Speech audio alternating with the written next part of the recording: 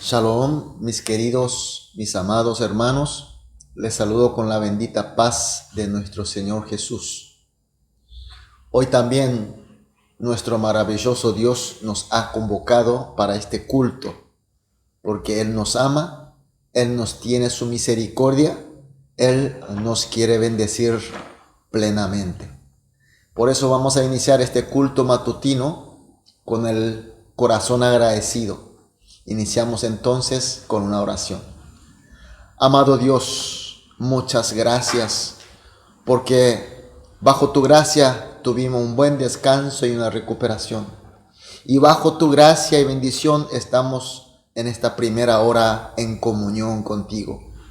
Señor, a través de este culto, Señor, queremos recibir toda la sabiduría, todos los entendimientos, sobre todo el renacer espiritual y tu poder, porque solamente contigo podremos vencer este mundo de ahora.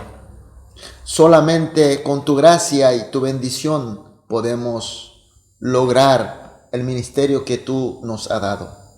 Por eso, Señor, somos totalmente tu oído, con el corazón obediente. También, Señor, oramos por aquellos que están pasando por dificultades y problemas. Sobre todo, Señor, aquellos que están enfermos. Estamos en una época de muchas enfermedades. Señor, recurrimos a tu mano de amor y de misericordia, pero también de poder. Consólanos, Señor.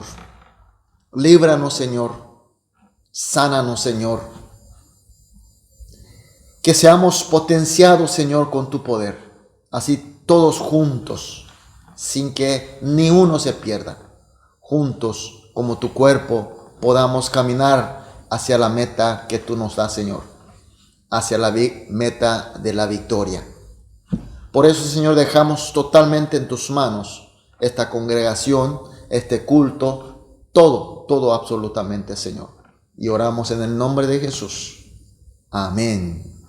Gloria a Dios. Vamos a alabar a nuestro Dios con un himno. Enséñame a hacer tu voluntad, porque tú eres mi Dios.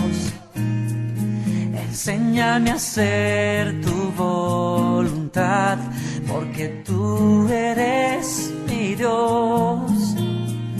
Tu buen espíritu me guíe por sendas de rectitud. Por tu nombre, Señor, me vivificarás. Tu palabra será siempre fiel. Por tu nombre, Señor, me vivificarás. Tu palabra será siempre fiel.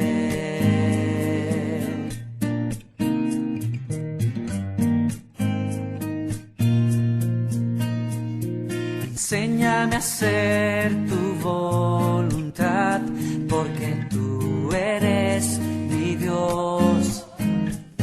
Enséñame a hacer tu voluntad, porque tú eres mi Dios. Tu buen espíritu me guíe por sendas de rectitud. Por tu nombre, Señor, me vivificarás. Tu palabra será siempre fiel. Por tu nombre, Señor, me vivificarás. Tu palabra será siempre fiel. Oh, Señor, queremos tu voz cambiándonos, Señor.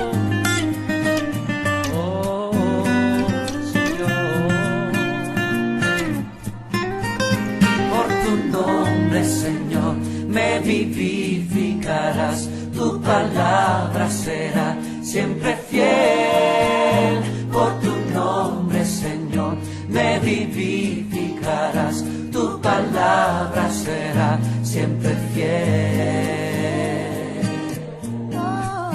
por tu nombre, Señor, me vivificarás. Tu palabra será siempre fiel. Por tu nombre, Señor, me vivificarás. Tu palabra será siempre fiel.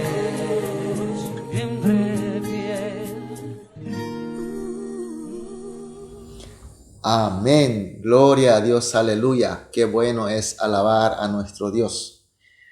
Vamos a leer la palabra de Dios. Seguimos con el libro de Juan, capítulo 3, 9 al 15. Leamos juntos. Respondió Nicodemo y le dijo: ¿cómo puede hacerse esto? Respondió Jesús y le dijo: ¿eres tú maestro de Israel y no sabes esto? De cierto te digo que los que sabemos hablamos y lo que hemos visto testificamos, y no recibís nuestro testimonio. Si os he dicho cosas terrenales y no creéis, ¿cómo creeréis si os dijere las celestiales? Nadie subió al cielo sino que el que descendió del cielo, el Hijo del Hombre que está en el cielo. Y como Moisés levantó la serpiente en el desierto, así es necesario que el Hijo del Hombre sea levantado, para que todo aquel que en él cree no pierda, mas tenga vida eterna. Amén.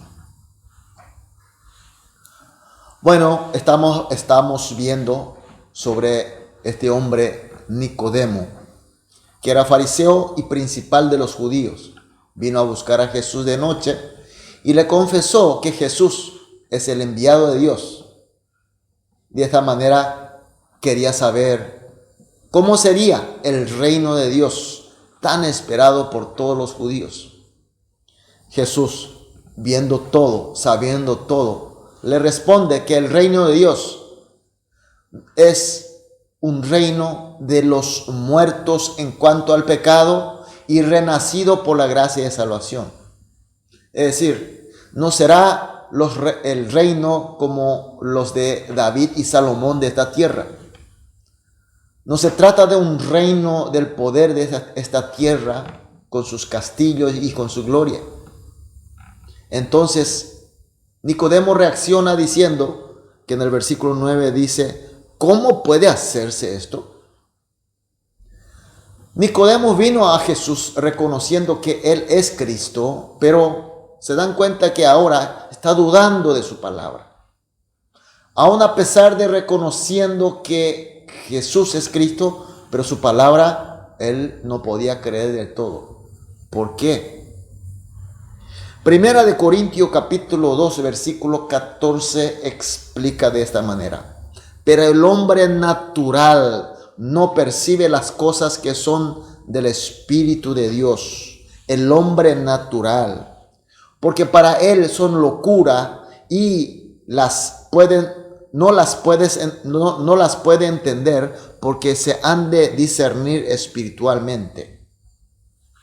Nicodemo era una persona con profundo conocimiento de la palabra de Dios, y por eso al ver a Jesús y sus señales pudo identificar, pudo entender de que se trataba de un enviado de Dios, es decir, Cristo, y así lo confesó. Pero lastimosamente él seguía perteneciendo a la carne, seguía siendo hombre natural, es decir, aún no renacido en agua y en espíritu, como Jesús estaba diciendo. Por eso para él los conocimientos y las experiencias carnales eran su máximo barómetro de la verdad. Todo lo que Jesús estaba diciendo, él se sometía según su canón de medida, según su conocimiento y su experiencia, porque no tenía el despertar espiritual. Mis queridos hermanos, hoy también hay muchas personas que reconocen a Jesús y su evangelio. Reconocen a Jesús como Cristo, pero solamente de cabeza, solamente por su cabeza y su mente, no de su corazón, es decir, espiritualmente. Esta clase de personas, aunque la palabra es de Cristo, la juzga, la califica según su conocimiento y experiencia. Porque no puede aceptar, porque no tiene un despertar espiritual, entiende como una locura. Y lo que no adecua a su lógica y según su conocimiento carnal, la duda, la rechaza.